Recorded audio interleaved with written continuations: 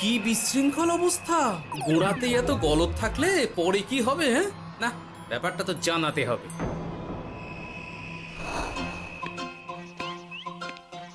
এই তো মহারাজের প্রিয় গোপালও চলে এসেছে। তাহলে এবার সভা শুরু করা যাক মহারাজ। সে আপনি যাই বলুন না কেন মন্ত্রী মশাই, আজ আমার আপনার সাথে ঝগড়া করার কোনো ইচ্ছেই নেই। কেন গোপাল, কি হয়েছে তোমার? কি আর বলি মহারাজ, কৃষ্ণনগরের ভবিষ্যৎ দেখে আমি তো ভাষাই হারিয়ে ফেলেছি। বলো কি, কৃষ্ণনগরের ভবিষ্যৎ? তা শুনি শুনি, খুব ভালো কিছু নিশ্চয়ই। এতে আর শোনার কি আছে মহারাজ, অবশ্যই ভালো হবে। সে কথা তো আমি একবারও বলিনি মন্ত্রী মশাই। আহা গোপাল, ভনিতা না করে বলি ফেলো না দেখি, কি এমন দেখেছো কৃষ্ণনগরের ভবিষ্যৎ? তাহলে শুনুন, কৃষ্ণনগরের ভবিষ্যৎ ঘোর অন্ধকারে, মোটেই ভালো নয়। হ্যাঁ, বলো কি? কৃষ্ণনগরের ভবিষ্যৎ বলতে আমি ছোট ছোট ছেলে মেয়েদের কথাই বলছি। ওরাই তো আমাদের কৃষ্ণনগরের ভবিষ্যৎ। ঠিক কথা, কিন্তু তার সাথে অন্ধকারের কি সম্পর্ক? সম্পর্ক আছে মহারাজ। আজ সকালে রাজসভায় আসার পথে দেখি পাঠশালায় বাচ্চাদের পড়াশোনা বাদে সবই হচ্ছে। তা এরকম চলতে থাকলে কি করে রাজ্যের ভালো হবে বলুন দেখি? না হওয়ারই বা কি আছে শুনি? পড়াশোনার সাথে রাজ্যের ভালো খারাপের কি আছে? সত্যি, মন্ত্রী হয়েও যে আপনি এসব কথা বলেন ভাবলেও অবাক লাগে। গোপাল, মুখ সামলে কথা বলো। আপনিও তাহলে আগে বুঝুন, তারপর কথা বলুন। উফ, আবার শুরু হয়ে গেলে তোমরা। ক্ষমা করবেন মহারাজ, কিন্তু আমি তো কিছু শুরু করিনি। মন্ত্রী মশাই তো না বুঝে কথা বলছেন। আপনি বলুন মহারাজ, বাচ্চারাই তো সমাজের ভবিষ্যৎ। হ্যাঁ, ওরা এখন যা শিখবে সেটাই তো পরে কাজে লাগাবে। ঠিক ঠিক, শিক্ষার গুরুত্ব অনেক, তাকে এত অবহেলা করলে তো চলবে না। সেটাই তো মহারাজ, একে তো সকলে পাঠশালায় আসে না, তার উপর যে কয়জন আসে তাদের মধ্যেও কেউ খেলে বেড়ায়, কেউ ঘুরে বেড়ায়, এসব হয়। বুঝলাম, কিন্তু রাজপণ্ডিত কিছু বলে না। কি করে বলবেন মহারাজ? উনি তো নিজেই ঘুমে ঢুলতে থাকেন। কি? আমি কালই রাজপণ্ডিতের সাথে এই ব্যাপারে কথা বলবো। কিন্তু শুধু রাজপণ্ডিতের সাথে কথা বললেই হবে না মহারাজ, তার সাথে এমন কিছু করতে হবে যাতে ছেলেপুলেরা রোজ পাঠশালায় খুশি মনে এসে পড়াশোনা করে। তার জন্য কি করা যায় বলো তো? আর তোমার কাছে কি কোনো উপায় আছে? থাকলে তো আগেই বলে দিত। এত সময় ধরে অভিযোগ করে যেত নাকি? আচ্ছা, আপনার কাছে কি কোনো উপায় আছে মন্ত্রী মশাই? ইয়ে মানে এখন নেই, ভাবতে হবে। তাহলে একটু চুপ করে থাকুন। ছাড়ো না গোপাল, তুমি বলো। আমি বলছিলাম, ওই বাচ্চাদের পাঠশালার প্রতি আগ্রহ আনার জন্য যদি একবেলা ভাত, ডাল, দুধ, ডিম ইত্যাদি খাওয়ানো যায় তাহলে সেটা কার্যকর হবে বলে মনে হয়। অসম্ভব! রাজ্যের কত খরচ বেড়ে যাবে জানো?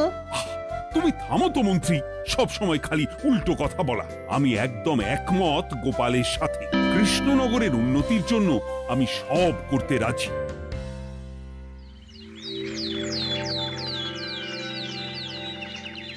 তোমার কিছু বলার আছে পণ্ডিত, পাঠশালার এই অব্যবস্থার ব্যাপারে?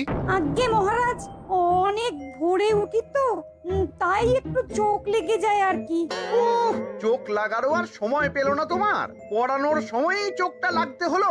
যাই হোক, যা হওয়ার হয়ে গেছে, আর যেন এমন না হয় সেটা কিন্তু মাথায় রেখো। আজ্ঞে মহারাজ, কথা দিচ্ছি আর কোনোদিন পড়ানোর সময় ঘুমোবো না। বেশ, আর মন্ত্রী, তোমার ওপর একটা দায়িত্ব আছে। বলুন মহারাজ। তুমি পাঠশালাতে পড়াশোনা শুরু করতে পারবে এমন বয়সী সকল বাচ্চাদের মোট সংখ্যাটা জেনে কোনো দোকানদারের কাছে গিয়ে সেই পরিমাণ শস্যপাতি আর ডিমের বায়না দিয়ে আসবে। আর হ্যাঁ, একজন ভালো রান্নার ঠাকুর জোগাড় করো। যথাজ্ঞা।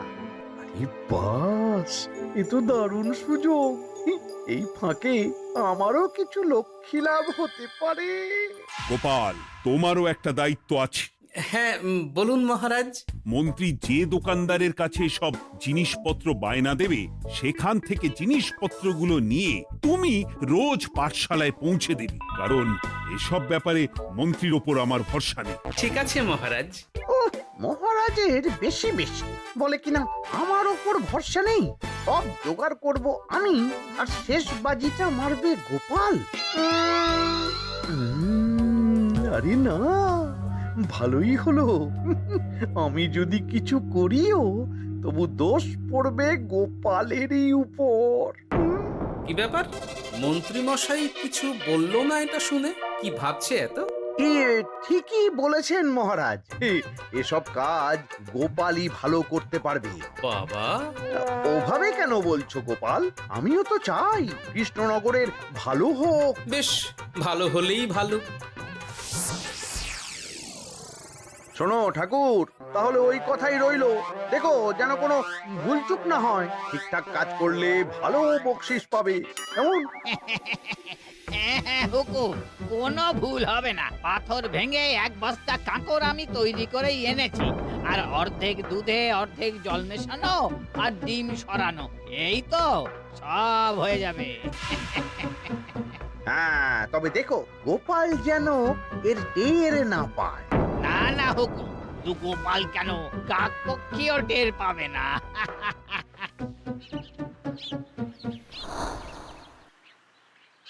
যাক বাবা, এবার শুধু জিনিসের দামটা মহারাজকে বাড়িয়ে বললেই কাজ হাসিল।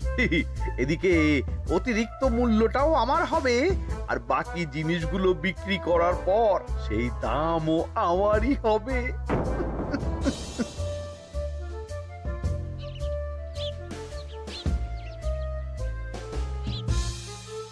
রে, কোথায় যাচ্ছিস সব তোরা? যাচ্ছি গো গোপাল দাদু।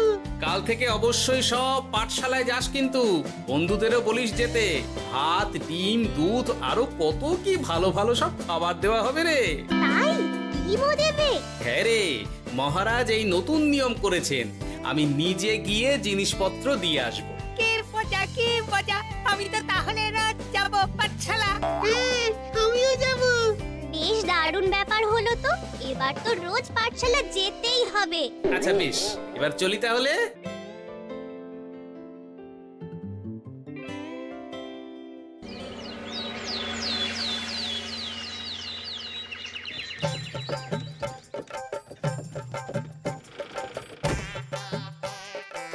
এই নাও গো ঠাকুর, সব জিনিস নিয়ে চলে এসেছি। একবার মিলিয়ে নাও দেখি। ঠিক আছে গোপাল দাদা, এখনই সব দেখে নিচ্ছি।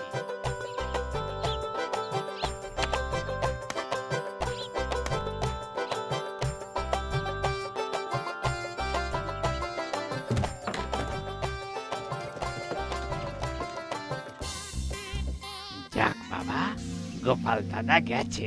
এবার মন্ত্রী মশাইয়ের কথা মতো সব করলেই কেল্লা ফতে।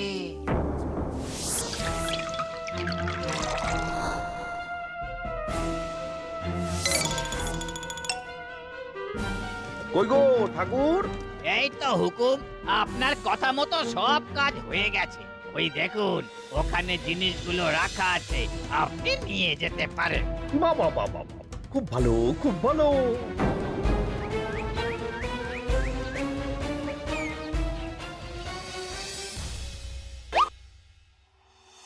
ও কি, অর্ধেক ডিম দিলে যে, বাকিটা কোথায়? কিসের বাকি?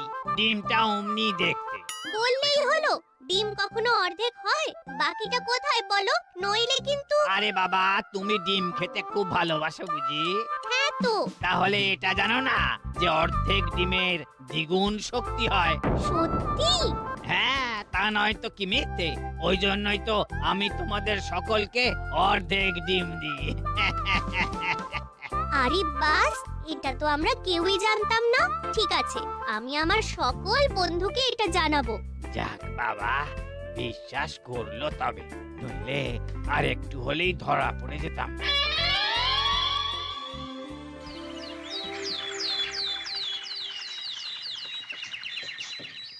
আরে, রান্নার ঠাকুর কারোর সাথে কথা বলছে মনে হচ্ছে। পেছন থেকে দেখে তো মন্ত্রী মশাই বলে মনে হচ্ছে। একটু কাছে গিয়ে দেখি তো কি ব্যাপার।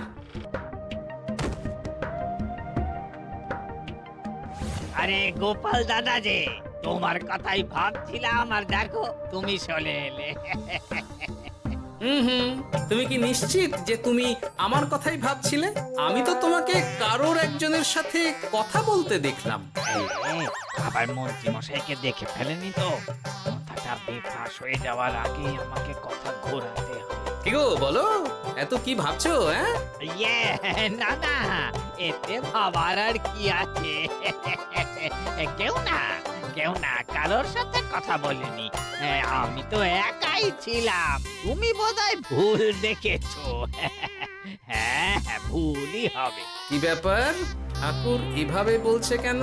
তাহলে কি সত্যি ভুল দেখলাম নাকি অন্য কোনো ব্যাপার আছে? না, পরে দেখতে হচ্ছে। ঠিক আছে, এই আমি যাই গো। হ্যাঁ, অনেক কাজ আছে। হুম, না না না, ঠাকুর যতই বলুক না কেন, কেউ ছিল না সেখানে, তবু মনটা কেমন যেন খটকা লাগছে। যাই হোক, মনে হওয়া নিয়ে তো আর কিছু করা যাবে না। এখন যাই কাজে। তা মন্ত্রী, পাঠশালায় রোজ ভালো মানের আনাজপাতি যাচ্ছে তো? আগে হ্যাঁ মহারাজ, আমি তো ভালো মানেরই সব চাল ডালের বায়না দিয়েছি। কথা মতো তো সেগুলোই পাঠানোর কথা। তবে বাকিটা গোপাল জানে। মানে গোপাল জানে মানে ঠিক কি বলতে চাইছেন আপনি মন্ত্রী মশাই? না মানে জিনিসগুলো সব নিয়ে তো তুমিই যাও, তাই আর কি। সেটাও করতে হচ্ছে, কারণ মহারাজ আপনার উপর ভরসা করতে পারেন না।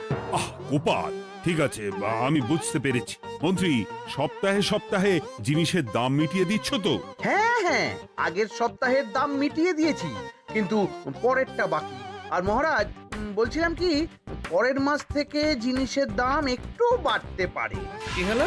মন্ত্রী মশাইয়ের এই ব্যাপারটা কেমন যেন লাগলো না, চোখে চোখে রাখতেই হবে।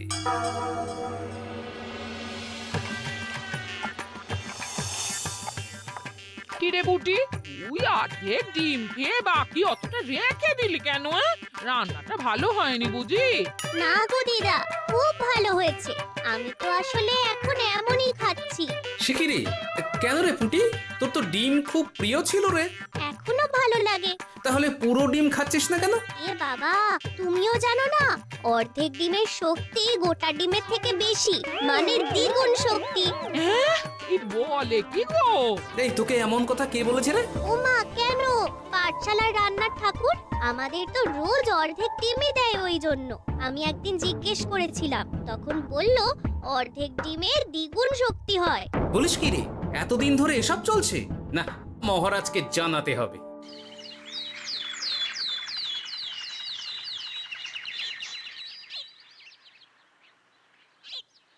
আরে গোপাল এত সকাল সকাল রাজবাড়ির দিকে যাচ্ছে কেন? গিয়ে আড়াল থেকে দেখি তো।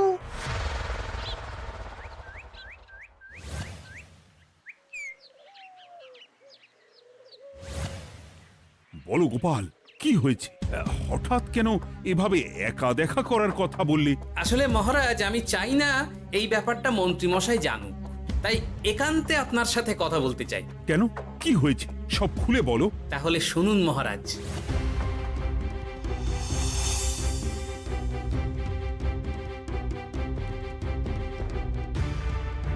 কি সাংঘাতিক ব্যাপার!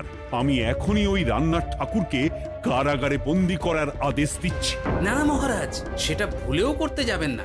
আমার এই পুরো ব্যাপারটাতেই সন্দেহ আছে। পুরো পরিকল্পনার পেছনে মনে হচ্ছে অন্য কেউ আছে মহারাজ। তুমি ঠিক কার কথা বলতে চাইছো? প্রমাণ ছাড়া তো আমি কারো নাম বলতে পারবো না মহারাজ। এই রে, গোপাল বোধহয় সবটা বুঝতে পেরেছে। এবার কি করে নিজেকে বাঁচাই? কি করি? পেয়েছি। শোনো ঠাকুর, এখন কিন্তু মহারাজ সবটা জেনে গেছে, তাই দেখো যাই হয়ে যাক না কেন আমার নামটা যেন না আসে, নইলে কিন্তু তোমাকেই রাজ্য ছাড়া হতে হবে। না না হুকুম, দয়া করে এ কাজ করবেন না। আমি মরে গেলেও আপনার নাম নেব না। মাথায় থাকে যেন। বলো বলো, তুমি কেন এমন করেছো? আগে আগে আমি নিজে থেকে এসব করিনি মহারাজ, আমাকে এসব করার জন্য বাধ্য করা হয়েছে। কে তোমাকে সব করতে বলেছে? আগে গোপাল দাদা। কি? মিথ্যে কথা। বেশ হয়েছে, এবার ঠেলা বুঝুক গোপাল। দেখলেন মহারাজ, খুব ভরসা করতেন না আপনি গোপালের ওপর? ভাবা যায় তলে তলে এই। মহারাজ, আমি সত্যিই সবকিছু করিনি। আমি যদি এটাতে যুক্ত হতাম তাহলে কি আপনাকে নিজে থেকে এসব জানাতাম? দেখো গোপাল, এখন এসব কথা বলে কোনো লাভ নেই। সবাই জানে তোমার মাথায় কত বুদ্ধি। তুমি ইচ্ছা করে আগে গন্ডগোল করে তারপর সেটা ঢাকতে নিজে থেকে সব বলছো। গোপাল, তুমি সত্যি করেছো কি করনি সেটা কিন্তু তোমাকেই প্রমাণ করতে হবে। এটা যেমন সত্যি যে এসব যে ঘটছে সেটা তুমি আমায় জানিয়েছো প্রথম, তেমনি এটাও সত্যি যে প্রতিদিনের শস্যের বস্তা তুমি নিয়ে যাও পাঠশালায়, তাই তোমাকেও যে সন্দেহের তালিকা থেকে বাদ দেওয়া যাবে না। বেশ, তাহলে আমি প্রমাণ জোগাড় করেই তবে এই রাজসভায় পা দেব।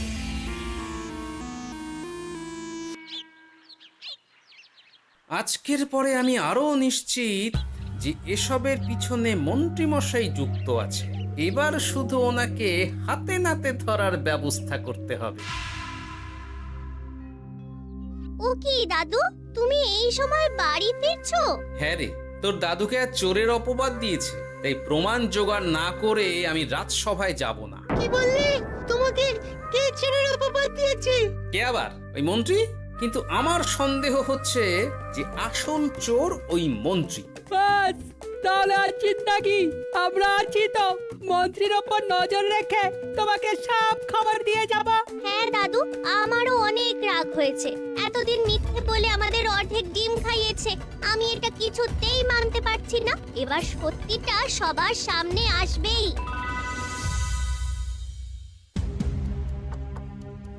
নাও নাও, আজকে চাল ডাল সব এই বস্তাতে আছে। এই নিন আজকের মূল্য। দেখো, অর্থটা কিন্তু বড় কথা নয়। তোমার যে রোজ বিক্রি বাট্টা বেড়ে গেছে, আর তার জন্যই তোমার তো আমাকে মিষ্টি খাওয়ানো উচিত। একদম, আমি কালই আপনাকে মিষ্টি খাওয়াবো, একদম পাকা কথা। তাহলে আজ চলি, কাল দেখা হবে। দেখলি মন্ত্রী মশাই কি বদমাইশ। চল এখনই গিয়ে গোপাল দাদুকে সব বলি।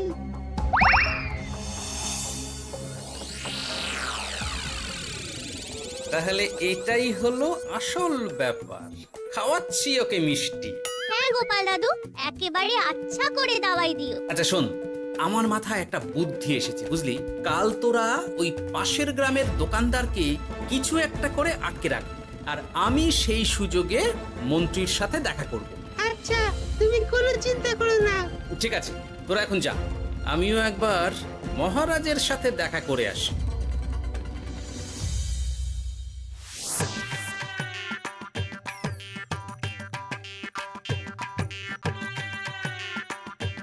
আসতে পারি মহারাজ?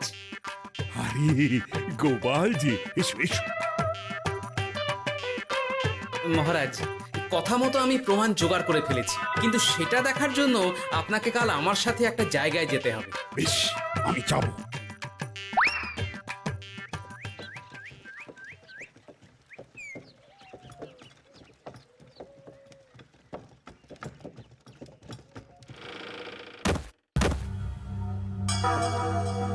এই কি, তুমি কে? আগে আমি মালিকের খুব বিশ্বস্ত কর্মচারী। আজ সকালে মালিক একটা অন্য কাজে ব্যস্ত হয়ে পড়েছে, তাই আমাকে পাঠালো। কিন্তু কথা মতো আপনার জন্য মিষ্টি পাঠিয়েছে। এই তাই নাকি? দাও দাও দাও দাও, শুনেছি তোমাদের গ্রামের মিষ্টিও নাকি খুব ভালো। হ্যাঁ, ওই আর কি। নিন।